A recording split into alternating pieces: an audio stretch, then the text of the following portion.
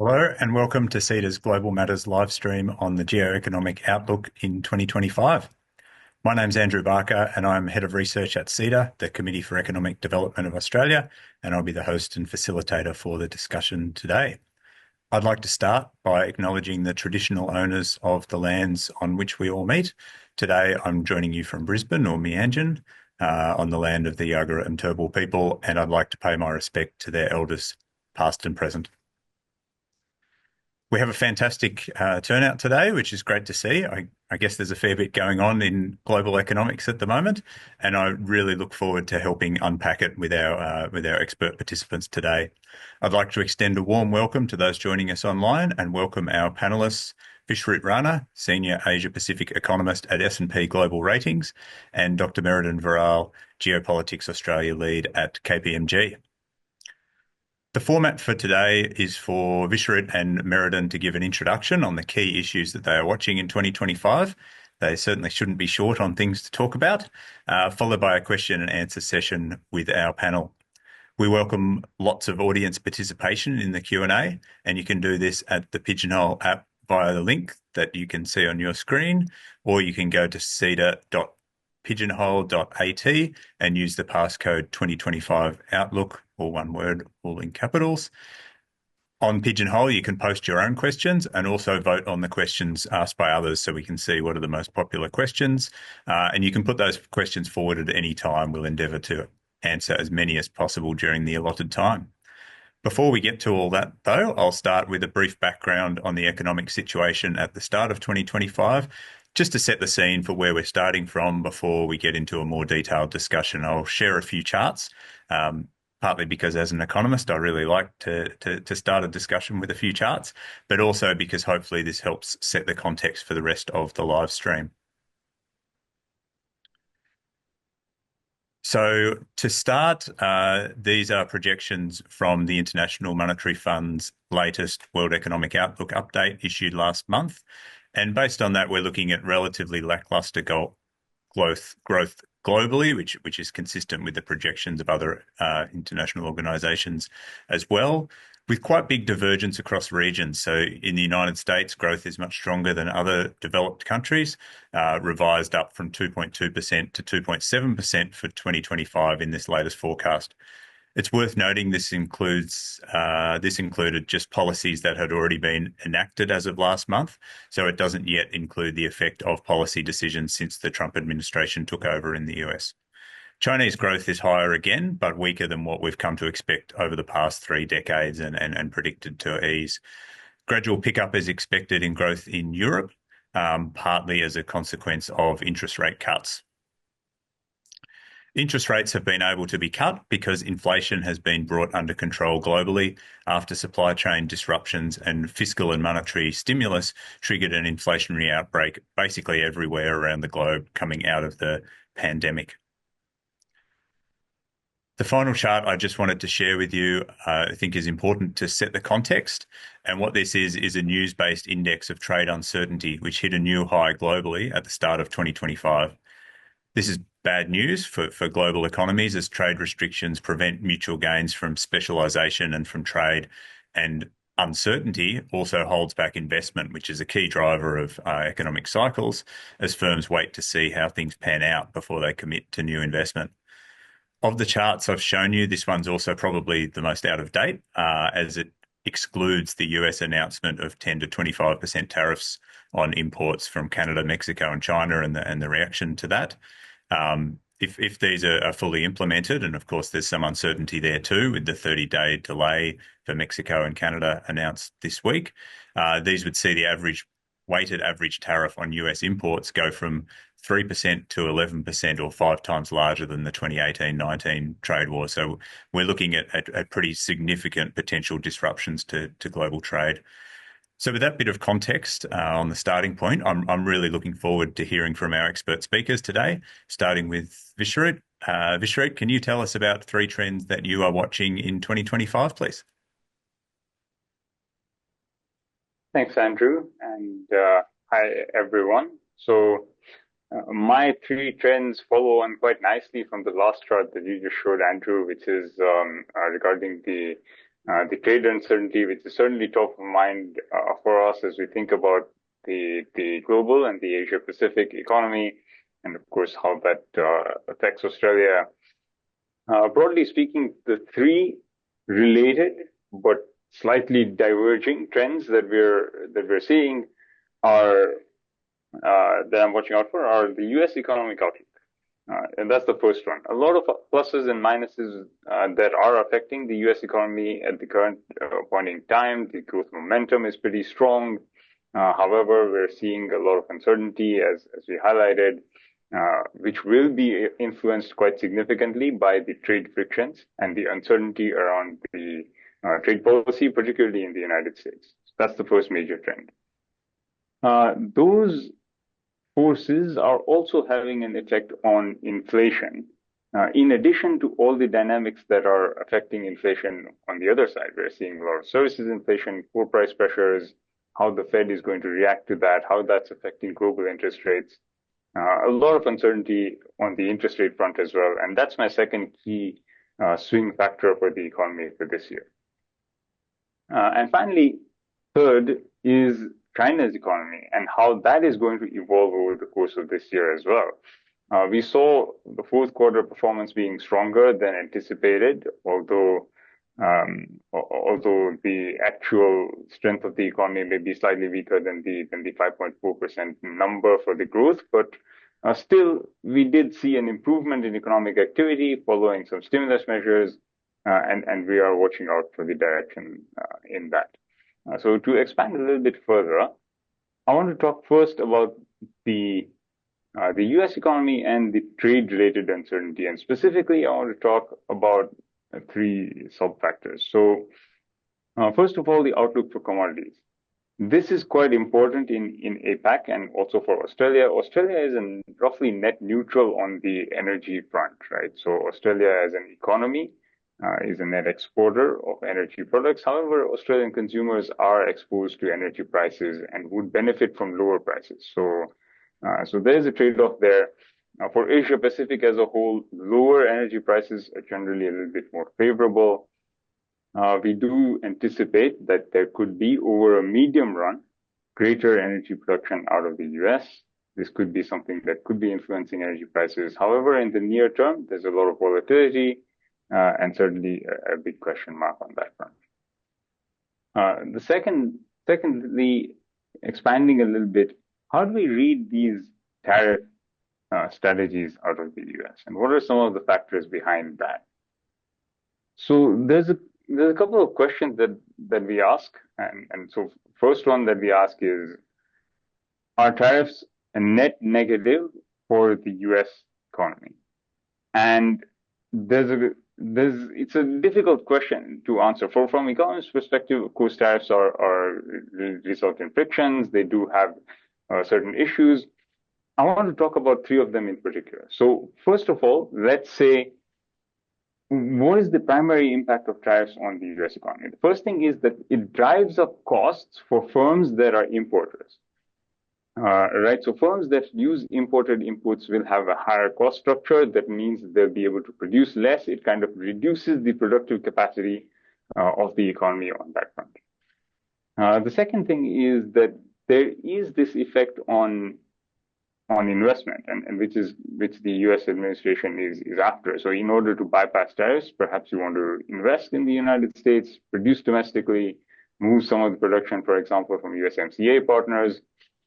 And there will likely be some of that impact to offset these or bypass these tariffs. However, the US is still a relatively more expensive place to produce, and that means that consumers end up shouldering the costs of the lower production efficiency resulting from tariffs onshore.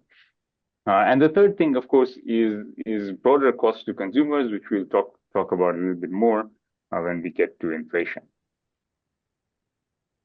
The other thing is and why the US is particularly willing to go the tariff route is that size is quite important. Right? The US is a domestically oriented large economy, and especially relative to its partners, we see size being a very important factor. So the US feels a little bit less pain than its trade-oriented smaller economy partners who are on the receiving end of the import tariffs. However, there's a key factor here that matters, which is multilateralism. So, for example, if Mexico, Canada, Europe, China all act together, picking those for no particular reason, then it makes a difference. And then you get this collective impact that would have an impact on US trade, US prices, all that together.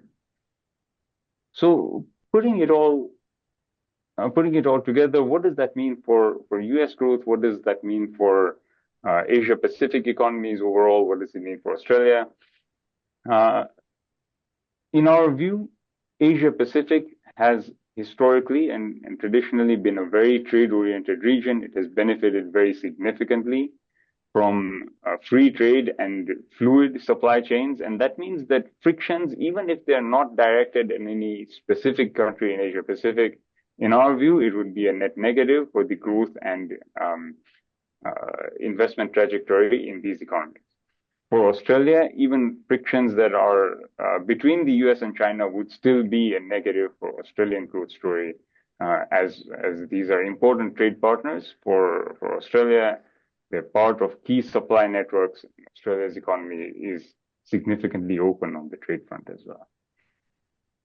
What does that mean for the US growth story? There's a number of swing factors here. The first, of course, that I mentioned is that there's strong growth momentum in the US. We're coming in from a very strong end to 2024. In the US, the labor market continues to be pretty tight. And we might see some positive factors coming into play from the fiscal side, where there is increased fiscal spending, offset a little bit by the federal actions that are going on right now. All in all, we see that this is likely to be a trend growth year for the US, barring uncertainty caused by either risk-off scenarios or from the increase in the trade friction. So we think that a significant increase in trade frictions could result in a deterioration in the labor market. It could result in weaker US growth. But barring that, we see a fairly neutral growth story. This is going to be really important. The US is a key source of final demand for Asia Pacific, for China, and in turn, for Australia's economy. A healthy US economy is generally a positive. So let me turn to the outlook for inflation and interest rates and how that is playing into the story. The first thing is, how is inflation going to play out? If we look at the current environment, we see that inflation is broadly receding in APAC, but it remains high in certain cases. In Australia, of course, we've recently seen a moderation in inflation momentum, but some of that inflationary pressure is still present, particularly on the services side. The RBA has noted that they are expecting that to ease over the next couple of years. But in the US, inflation is still an issue. And we're likely to see this further divergence. One dynamic that we're watching out for is if imported prices rise in the United States, then there could be a diversion of goods flows to the rest of Asia Pacific. We could see goods price disinflation in APAC at the same time as US goods prices go up. And this divergence in the inflation story will be quite important for central banks. It'll be a difficult balancing point because Asia Pacific central banks will want to cut. However, US interest rates are likely to be slightly elevated. We're likely to see capital flow pressures. It will be a delicate balancing point for central banks. I think for Southeast Asian central banks, that likely means that interest rates will remain higher for longer than would be suggested by inflation fundamentals. For the rest of APAC, for Australia, it becomes a little bit tricky. Given the inflation story, we do expect interest rates to come down, but there's going to be this inflation dynamic issue. Finally, touching very quickly on bond yields, the uncertainty effects have kind of lowered the long end bond yields for the moment. We expect that we might be in an era of higher nominal bond yields, leaving behind the past 2 decades of lowering nominal interest rates. We're in a new paradigm, and we can touch on that a little bit later in the panel. So turning to China's economy and how that is What are some of the factors behind that? We've seen in recent months the increased focus on growth from policymakers. So across various panels, various forums, policymakers have highlighted that they want to improve the growth dynamic. They have been introducing several incremental measures. First of all, to put a floor under the weak property sector, to make sure that there's no further weakness there, to make sure that that sector can return to growth over a longer term. And secondly, there have been measures on particularly improving the financial health of local governments, some measures for consumption support as well. And we're likely to see more of these going forward. What has been the net impact of all of that? We see fixed asset investment in China still remaining relatively low. This is of particular importance to Australia. So Australia's economy currently traditionally relies on commodities demand out of China, but also a little bit on the consumption side. That dynamic is likely to shift over the next several years. We're likely to see reduced reliance on the heavy commodity side for China's economy, and in turn, that means for Australia's exports, and a shift towards the consumption-based goods and services as China's economy rebalances. So the fixed asset investment outlook, to round up that story, we don't see a significant boost in that. The emphasis still remains on shoring up the health of local government vehicles, which are the key drivers of fixed asset investment. And secondly, the capital stock is already very deep. There are limited profitable opportunities for investment in China. Structural factors are at play. The rebalancing story is going on.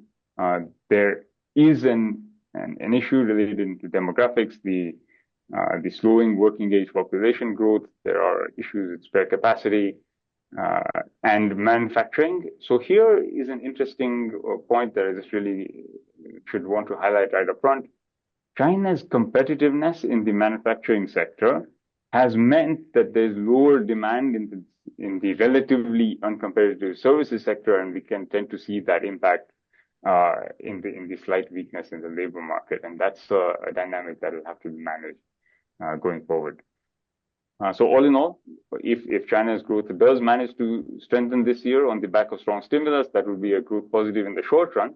However, what really matters is these structural factors getting resolved that will make for a healthier APAC economy over the medium term. So on that note, let me hand over to Merriden for her comments. Thanks very much, Andrew, and thank you, Vishrut.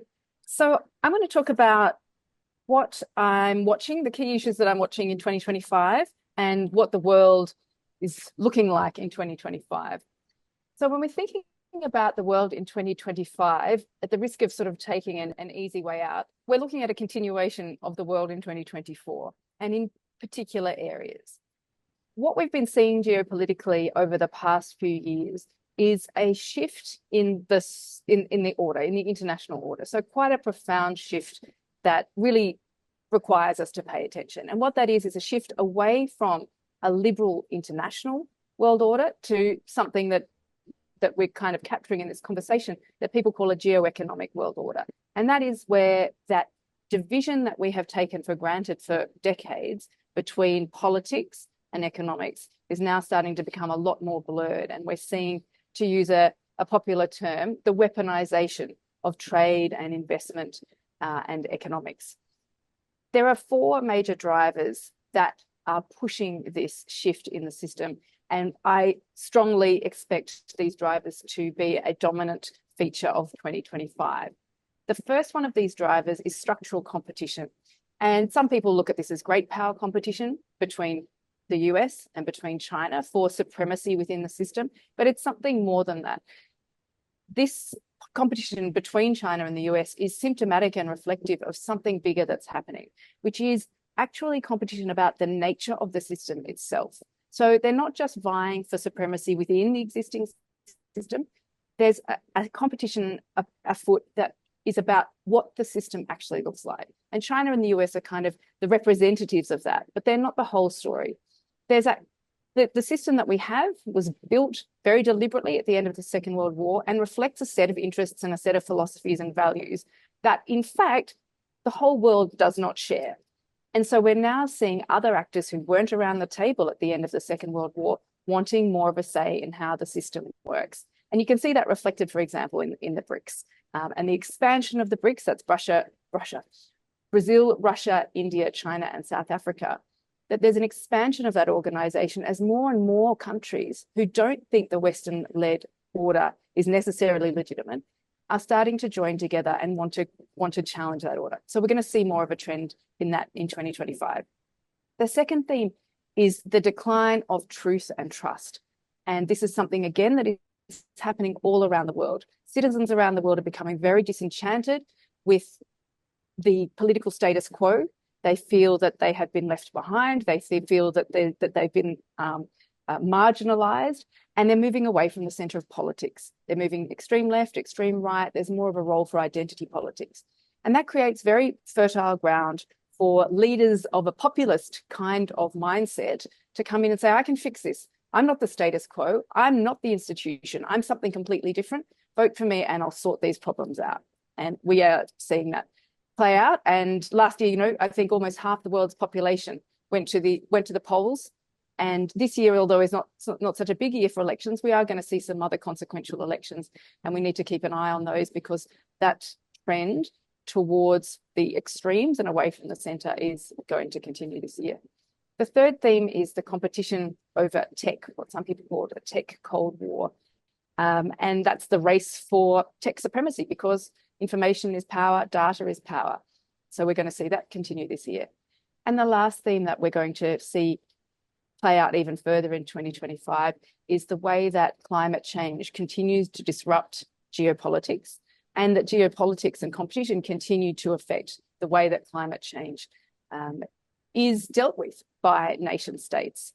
So those are the overall themes that I'll be watching, the world in 2025. But in particular, some issues that I think are worth really paying attention to. When I was thinking about this question, what are some key issues that I think we should pay attention to this year? My head started to spin because there's a million different issues. And as Andrew and Vishrut and I were saying before the call, the issues that you went to bed thinking about in the morning when you wake up are now no longer relevant because they've been replaced with a new set of issues and facts. So I tried to think about getting back away from the headlines and thinking, what are the overarching issues? And so I thought perhaps the best way to consider that would be, again, looking to these geopolitical trends. So if we go back to that first trend, the idea of structural competition, as I said, I'll be watching elections. And for structural competition, I'm going to be looking out for how nation states are connecting with each other, new alignments, new connections, and new networks. As when Trump puts tariffs on a particular country and they need to diversify their trade and go somewhere else, what other sorts of networks will be being created? And I think this was something that was already in play. And I don't think we want to think about it as an axis of evil. Those kinds of terminologies are not particularly useful. They're a bit overdramatic. But we need to be thinking about this kind of shadow world order, these actors who do not think that the current system is legitimate, who don't think that the Western-led world order is fair and correct and proper, and rather they see it as being against their interests. So we need to be looking at how they start to connect with each other as this competition continues to play out. Now that matters to Australian business because it's going to mean that the trade that we are used to is shifting and being reshaped. The second theme is mistrust and polarization, and this is where I will be looking at elections this year. Of course, Australia's having an election, but Germany is going to be having their election in February, the end of February, and we're going to see that trend towards anti-incumbency that we saw happening last year continue in these German elections. You know that, of course, the recent collapse of the German coalition meant that the elections have been moved forward by 7 months. And Germany's facing a particularly challenging global context. The war in Ukraine is straining its diplomatic and its economic position in Europe. And it's also sandwiched between this ongoing industrial competition between China and the prospect of US President Trump imposing sanctions and launching some kind of trade war. And domestically, they've got the hot button issue of migration and spending more at home rather than internationally. So it's likely that the Christian Democratic Union, which is the centre-right, will provide us with the next Chancellor of Germany. But I think what we really need to be watching out here for is what happens with the far-right Alternative for Germany party, because they're really hoping to capitalize on their recent successes in state elections. And this is this continuing shift away from the center. Philippines elections in May 12. On May 12, these are midterm elections, not presidential elections. But what really matters about the Philippines is from a geopolitical point of view, is their attitude towards the US. So current president, Marcos Jr., has the previous president's daughter, Sarah Duterte, as his vice president. Marcos Jr. currently has been very pro-US and a little bit anti-China. So he's taking a strong stance on the role of the Philippines in the South China Sea.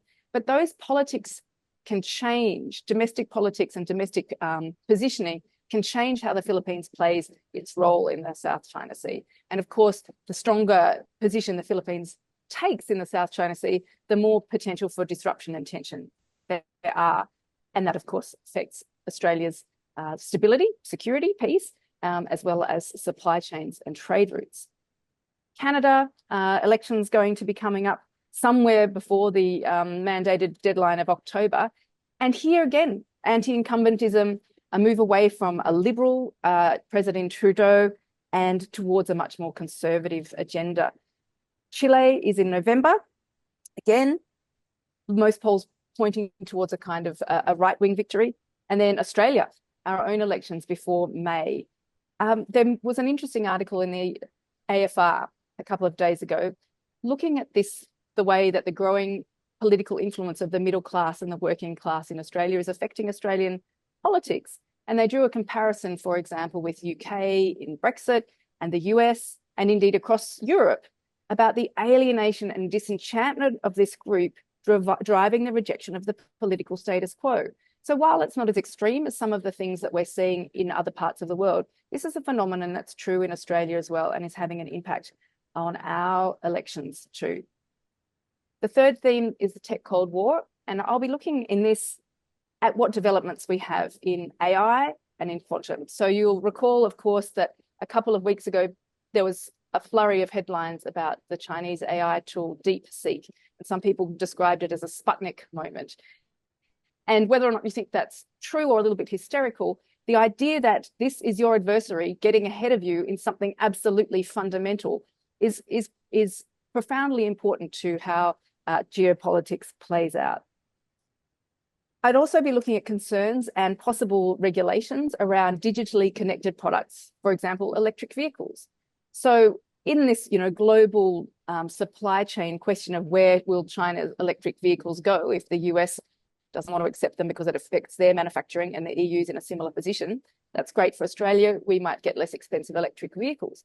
But there are these political concerns in Australia that these EVs made in China are digitally connected in such a way that they pose a security risk. So what kind of regulations might we see in regards to digitally connected items, for example, EVs? I'll also be looking at critical minerals supply chains. At the moment, Australia has, I think, 27 MOUs with like-minded countries around the world who are all desperately trying to diversify their critical mineral supply chains because they're central to the technology that makes our entire lives run. And at the moment, the enormous majority of those critical minerals are coming from China. So there's a huge effort around the world for countries to diversify away from that dependence on China. So I'll be watching where that's happening as well.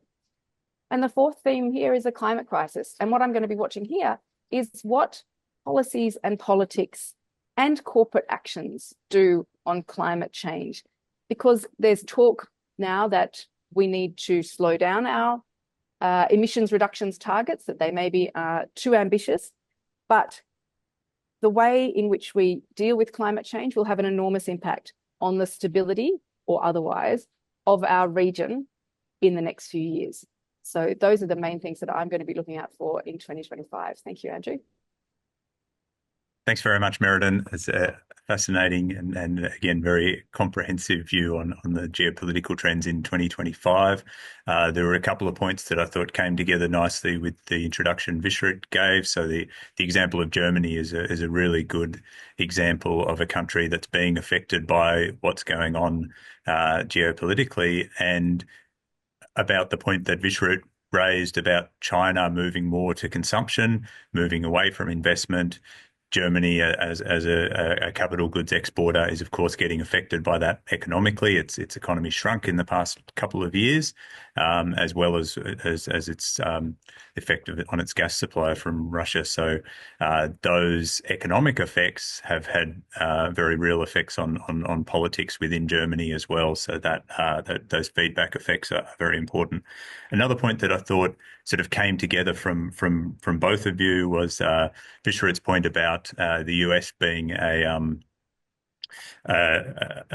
domestically oriented big economy, whereas Australia, of course, is a small open economy that has benefited a lot from the rules-based trade system and from free trade. So we are potentially seeing a move away from this with the sort of geopolitical fragmentation you talked about, Merriden. I'm wondering, Vishrut, if you could talk a bit about how regional powers in Asia are responding to these shifting geopolitical and economic dynamics, and how that could affect Australian businesses as well. Yeah, thanks, Andrew. So one key word that has come to the forefront of discourse for various economies is diversification. So for the past 20 years of the global trade order, the keyword was efficiency, right? We went and produced goods where they were the most efficient. We moved to the services where we could deliver them in the most efficient way. And that way of looking at the world or engaging with the economy has changed quite significantly. And now we're in this case where we need to think about these geopolitical concerns, and economies have realized that. And as a result, there's a lot more thinking about diversification, even if it means more costs. Industrial policy, which had faded into the background slightly over the last 10, 15 years, right? So industrial policy has always been a part, particularly in Asia Pacific, of the economic discourse, like promotion of specific industries or providing support for desirable or say frontier industries has always been a part of the trend here, but it has been less so over the past 15 years, and suddenly it has come back to the forefront of discussions, right? We've seen this technological sector that Merriden spoke about, in the green space that we discussed about as well, the information space. All of these sectors are getting significant attention from policymakers, and there's almost this desire for each economy to have their own specialization in a specific industry. For example, EVs, I noticed that there are industrial policies in place across the region, which would not be the case in the past. We would see a little bit more reliance on free trade, etc. What does all this mean for Australian businesses? I think it means that businesses have to be a little bit more nimble on their feet, responding to these very volatile, uncertain times. It also means that diversification needs to be a watchword for Australia as well. It cannot be that we rely on the same open multilateral trade dimensions that happened in the past. There are opportunities as well, right? The emphasis on industrial policy across the region means that there's opportunities to connect into multiple supply chains, which would not have been possible in the past. Consider, for example, the technological space. It is possible to supply to both, say Chinese technology companies versus US semiconductor companies. In the past, there would only be one buyer. Now we have multiple buyers. Some of these dynamics could be coming into play as well. Thanks very much. Also, a point coming through, I think, in all our comments, is about the importance of uncertainty, and I guess is uncertainty the new norm, and also how are investment strategies adjusting to this increasingly volatile geopolitical situation, Merriden? This is the easiest question. Thank you very much. Is uncertainty the new norm? We can answer this and we can all go home and have a cup of tea and a lie down. Yes, uncertainty is the new norm. And we really need to make sure that we are adjusting our investment strategies accordingly. And I think we in Australia have been very fortunate for many years, and to some extent we are not always adjusting our investment strategies in the face of this new uncertainty, the need for diversification, as Vishrut pointed out, perhaps fast enough, not comprehensively enough. Because I think we really need to reconsider risk and opportunity. And Vishrut brought up the opportunities here from the way in which the geopolitical logic is starting to override, in some cases, an economic logic. We need to be thinking much more differently about risk. We can't look at it on an old XY axis anymore. We have to look at it as multifaceted, multidimensional. We have to look at the interconnections that might otherwise mean that we think, a black swan event is unlikely, never mind, no need to worry about it. But when we understand it as connected to something that is more likely but may not have such a severe impact, we can start to track the reality of this interconnected world of dynamic risk that we're facing. So I think we really need to rethink that. We need to also be looking at a longer term time horizon. So we can't be thinking about long-term strategy as a 3-year time frame. We really have to be looking at 10 years, maybe even 20 years. And of course, we're talking about uncertainty here. So we can't say, well, in 10 years, this is definitely going to happen. And in 20 years, that is definitely going to happen. But we can start to plan out what the trends are, where the scenarios are likely to take us. And at the very least, to be building in this idea that in 10 years, it won't look like the world as it is now. In 20 years, things won't look like the world as it is now. So we have to start right now doing things differently and making sure our investment strategies are reflecting that, for example, the ASPAC region in 10 years from now, with the impacts of climate change, is going to be perhaps, in fact, scenario modeling, quite credible scenario modeling shows us that the ASPAC region in 10 years is going to be very much more volatile and disrupted than it is at the moment. So we can't be making our investment decisions today on a presumption that the past will continue into the future. We really have to be looking out towards the future and coming back into the present. We have to start doing this soon and comprehensively. Thanks a lot. The response to the uncertainty is really important. Following on from that, there's a question from the audience about the implications for industry and what can industry do, particularly when we're seeing this increasing polarization that you talked about, Merriden, potentially, uncertainty and big changes in policy. What can industry do? I guess there's two parts. One is what can they do to stop too much uncertainty in what happens and to bigger changes in policy, but also how can they react to that in terms of investment? So Vishrut, and then if you have anything to add, Merriden.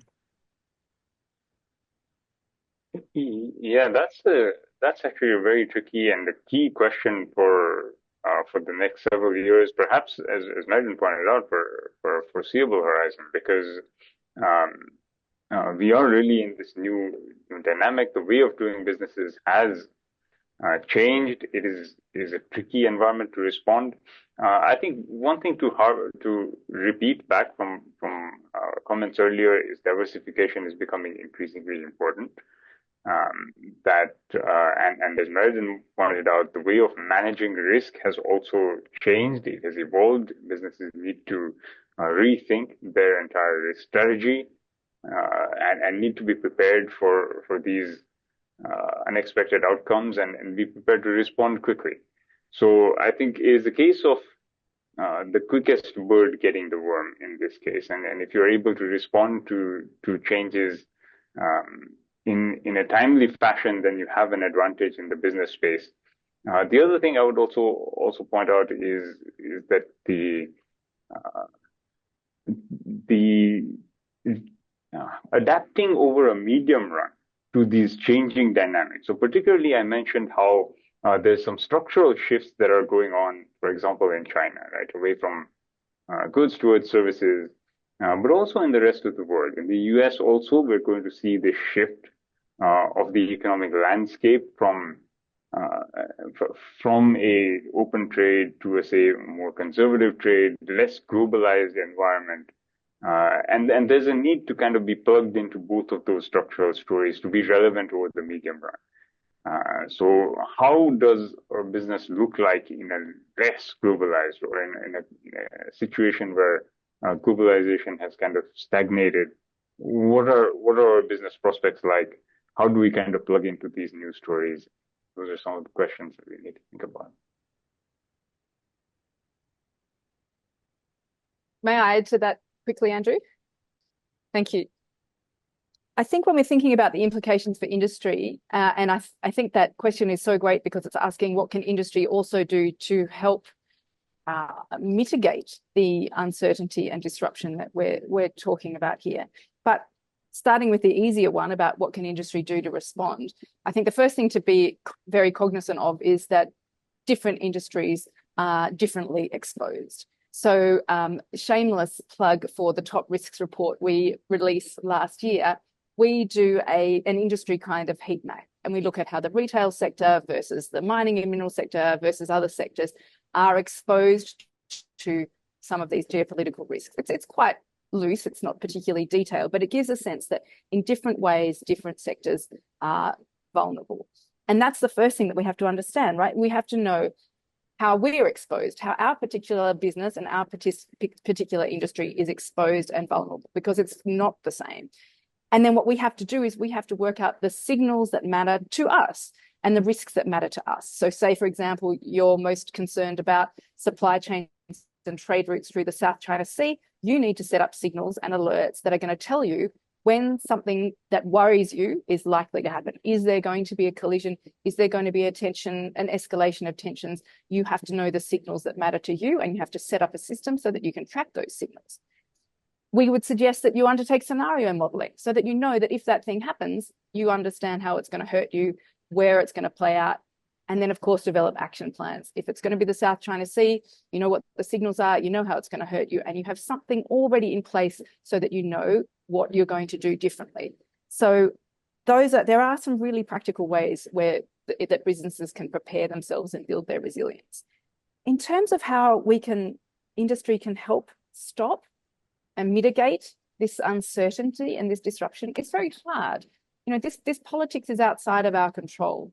I remember in the first couple of years in doing geopolitics, business leaders would ask me, when is the government going to do something differently about China? When are we going to change our policies? We need this to be different. But we can't control that. That is well and truly outside of our ability. But we can control how we respond and, as I said, build resilience.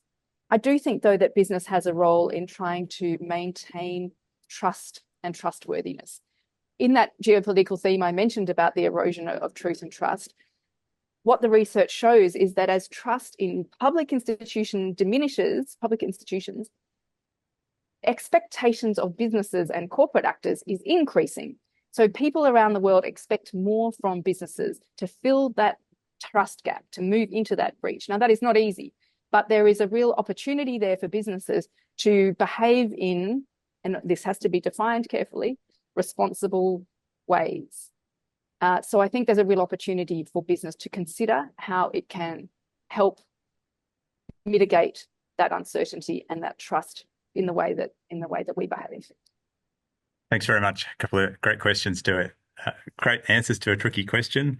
The importance of looking at vulnerabilities, as you say, Merriden and Vishrut, your point about it's about diversification rather than self-sufficiency. So I think they're very good points, well made. Just following on from that point, we have a couple of questions from the audience about different industries, and that was something you touched on, Merriden.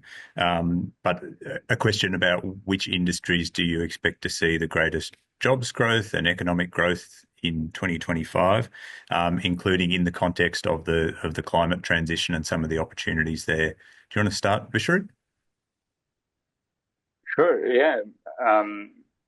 Let me actually split that question up, and the climate transition question I'll tackle later. But in terms of what industries we're seeing strongest job growth in, over the past couple of years, we are still seeing this almost the trend that has been going on since the end of the pandemic, which is the shift towards the service-oriented, customer-facing sectors in terms of generating jobs for the global economy. So we're seeing very strong jobs growth across the service sectors, in the high-end services also, such as infocom, professional services, but also in the more customer-facing service sectors like accommodation, food and beverage, retail trade. All of these service sectors have been key drivers of growth in the labor market in particular, across the world over the past several years. We think that that's a trend that's likely to continue. As we face these increasingly automated world with AI, the importance of human to human interaction has become even more significant, and that means that's really a key differentiator for human beings is being human and being able to interact on an interpersonal level, and this is one trend that I expect to see continue. We think that service sector is going to continue to drive growth in labor. In the manufacturing space, we're likely to see a trend towards more automation, more robotics, and these are likely to limit job growth. Just a plug-in in between is that's something that we're seeing in China right now, right? That in the manufacturing space, the highly competitive sector doesn't need that much labor, and there's that shortfall between where the labor is needed and where the economy is successful. So yeah. And then turning to the topic on the climate transition, certainly a top tier sector, right? It's getting a lot of attention from governments in terms of promotion. This is an area that is going to be a growth driver for the world, for labor markets for the next several years. Certainly, I think a space where labor demand will be strong. Merriden, did you want to add anything there? Just quickly, and I think it goes to Vishrut's final point. Vishrut talked before about industrial policy, and what we're seeing is this increasing emphasis on national security, driving industrial policy, driving where opportunities are going to be.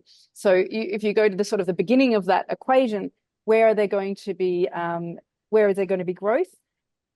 There'll be opportunities and growth, I think, in those areas that are considered to be critical, an element of national security, because even if they don't necessarily make economic sense, the government, and this is true of Australia and it's true around the world, is going to be emphasizing those particular points. And in some regard, you can imagine that failure is not an option. So there'll be opportunities, I think, in those spaces. Yeah, so what governments are prioritising is really important. And to Vishrut's point about services jobs growth, certainly in Australia, non-market services have been a really important driver of jobs growth over the past year, things like healthcare. So that's certainly in line with your broader Asian perspectives.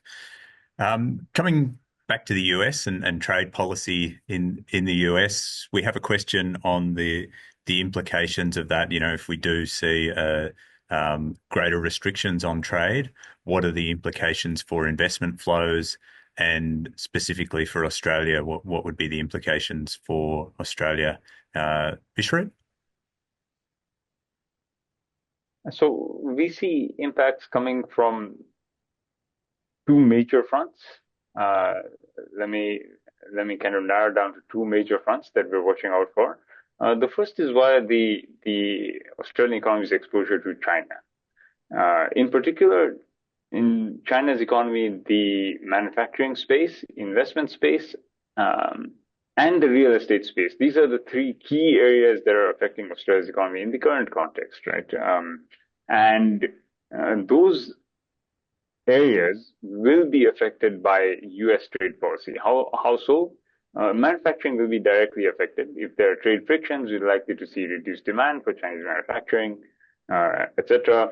But on the other hand, the confidence impacts will likely flow through to the rest of the economy, something that we do anticipate in our own projections, which means weaker Chinese growth. It could mean lower demand out of Australia. What about wider investment flows? An increase in global uncertainty would be negative for investment flows. Also, one angle that we're watching out for is these diversification investment flows. We saw some of those in the first round of trade frictions back in 2018. where firms invested in Asia and in USMCA partners, Mexico, also Latin America, as a way of diversifying their supply networks, getting around some of the tariff that were put in place between the US and China, particularly. We could see some of that. We're likely to see some more of that this year.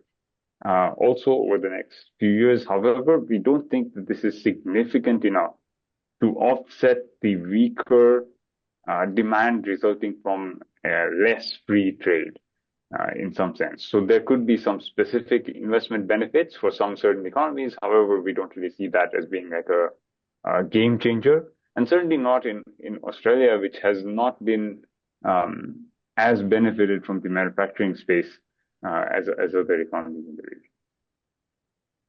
Thanks. And Merriden, I guess more broadly, how do you see these potential risks and changes in US policies reshaping global trade and international relations more generally?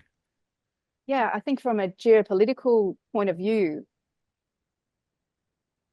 what it can, and I think is likely to lead to, is that the US is no longer kind of it changes the gravitational structure of the international trade and economic system, right? It doesn't have the US as the sun anymore around which many other actors are gravitationally attached and orbiting, right? It means that we see a fragmentation of that system, and we start to see actors developing relationships, as I sort of referred to before, based on values and trust. And for decades, particularly, you know, from the Australian point of view, we have been certain that we can trust the US to be a reliable trade and investment partner. And now I think, honestly, we have to ask, can we be sure of that? We saw Trudeau, Canadian President Trudeau, make this emotional appeal to Trump saying, you know, we're old friends, we're allies, our soldiers fought alongside each other, we died alongside each other. How can you do this? So the things that have held us together don't hold us together necessarily anymore. So we're going to see this sort of international trade and global system really start to fragment, really start to fracture, and people realigning, nation states realigning based on who they genuinely think they can trust to not let them down. And that central assumption that we, at least in Australia, have, that the US is not going to let us down, is being sort of challenged, profoundly challenged. So if we think about the main trade routes that we have, and we think about how those might be reshaped, and we think also about how the uncertainty that we're experiencing and going to continue to experience could lead to increasing tensions and perhaps conflicts, those trade routes are going to be disrupted. You think about the Red Sea in the Middle East, that is not going to just go away and become calm and quiet again. You think about the trade routes that are opening up in the very northern parts of the world as the ice caps are melting. They are going to be profoundly contested. So all of the ways in which we think trade flows are going to start to fragment and fracture and need to be very, very fundamentally rethought. Thanks. One thing I might come back to is around growth in China, as of course Australia's biggest trading partner. Vishrut, you mentioned the sort of slowing growth in China, the shift to more of a consumption base, so that's sort of rebalancing. The specific question we've got is on the demand for iron ore from Australia. It's very important for Western Australia in particular, of course. How you see that playing out, and also how China and its trading partners should adapt to the changing nature of growth in China. Yeah, that's an important question in the current landscape. So there's a couple of factors that are going on. I think the sectors driving iron ore demand in China are typically infrastructure investment and also the real estate space. In terms of the infrastructure investment, there's a couple of factors that are holding it down that I touched on earlier. One factor is that local governments are still financially constrained. These are the agents that are typically investing in infrastructure in China. So we don't see that much action from them at the moment. There has been increasing policy action to lift infrastructure investment, to lift other types of capital investment, also civil infrastructure, etc., either bypassing local governments or in partnership with local governments. It hasn't kicked into gear just yet. So if I look at the high frequency data, the fixed asset investment growth rate is still subpar, slightly in the neighborhood of 3 range. It typically is in the neighborhood of 4.5 range in terms of year-on-year growth. So we have not yet seen that in the numbers. However, I do anticipate that that's likely to gradually come back up. Infrastructure investment is likely not to slow further, just given the messages coming out from the policy space. And then the second major driver for commodity demand is the real estate space. Here, for almost a couple of years, we have seen consistently property starts shrinking in year-on-year terms. So that means 2 consecutive years of year-on-year contractions, very sharp ones at that. And essentially the construction in the real estate space has been affected quite significantly. We do see short-term trends or practice teams in China see, especially that in the tier 1 cities, there does seem to be some resumption of normalized activity in the property and real estate space. So we're likely to see a gradual improvement in construction activity and that this year. So all in all, I guess summarizing, this year should be an improvement in demand for heavy commodities compared to last year in China, just seeing on the basis of what we're hearing out of the policy makers. Thanks, Vishrut. Merriden, reflections on the effects of the slowing growth and rebalancing in China for Australia?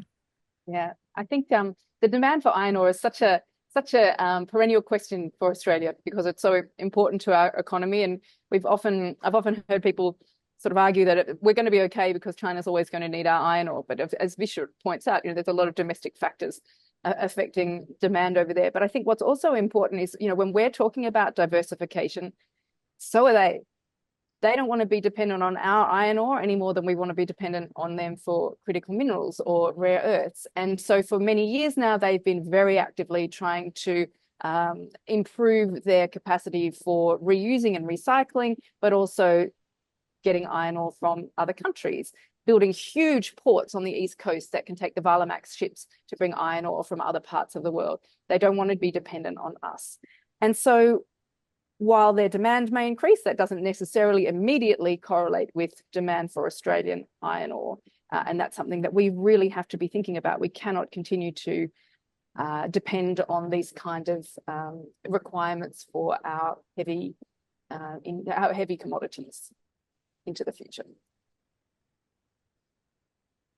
Thanks very much. We are just about to wrap up. I'll ask one last question, which is about one potential response to trade tensions that has been brought up in the questions, which is around opportunities for free trade agreements or multilateral trade agreements. How do you see those opportunities, and what should Australia be doing there? Merriden, and then Vishrut, and then we'll wrap it up. Thanks. Thank you. Great question. And again, always in disruption and change, there are opportunities for those who are alert to them and aware of them. And there is enormous opportunities now, I think, for new kinds of free trade agreements. We've seen Canada has had a diversification program for some years, and not because no free trade ever agreement happens that fast. They've got their new free trade agreement with Ecuador signed. So I think we'll see a lot of shifting in where free trade agreements are being made, and Australia has a good opportunity to be at the centre of a lot of those, because demand for commodities, rare earths, these things that the future needs, Australia has a lot of them. So hopefully we'll get more investment and we can be a really central part of those new trade networks.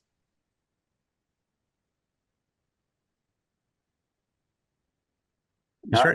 Nothing major to add. Maybe just one thought I had is how there's less of an emphasis now on the multilateral aspect of it, and more towards these bilateral aspects of trade agreements and everything. And that's where we're likely to see most of the progress for economies that are looking to expand their trade networks, the action is likely bilateral rather than bilateral. Thanks, and we'll all be keeping an eye on progress there. So thank you very much, Merriden and Vishrut, for your time, expertise, and participation today.